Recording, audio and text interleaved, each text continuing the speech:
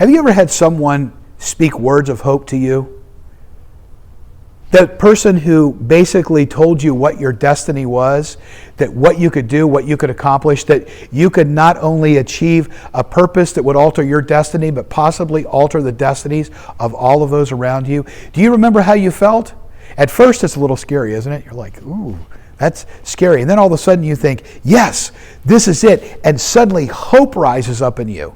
But then hope gives way again to that thing called fear, and we start to have a few questions. And see what you do after that moment of fear, what you do after that moment of fear is going to determine ultimately how well and if you ever achieve that purpose. Pretty incredible, isn't it? All because a message started. All because somebody instilled a vision in you. You know, that's what the Christmas story is all about. As you know, this past Sunday, I started a series called God Meetups. They are those moments when God spoke through either himself or through his own messenger, words that were going to alter the destinies of not only the people that were immediately involved, but ultimately all of human nature. And there was no more important message that came than one that came to the most central character in the Christmas story next to Jesus himself, and it was none other than a young lady by the name of Mary.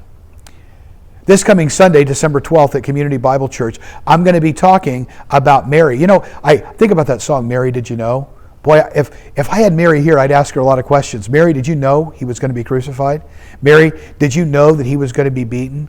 Mary, did you know that people were going to be after him? Mary, did you know the criticisms he was going to endure? Mary, did you know? There's a lot of questions that I would have. But Mary wound up staying the course. We can learn a lot of lessons from that young maiden in the Christmas story.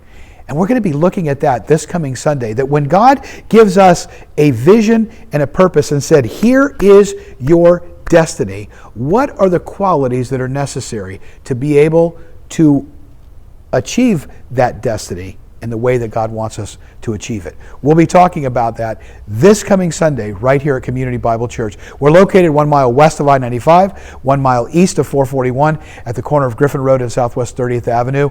We have 2 morning worship services, one at 9:45 a.m. and one at 11 o'clock a.m. Eastern Standard Time. If you can't join us in person, join us online on our YouTube channel.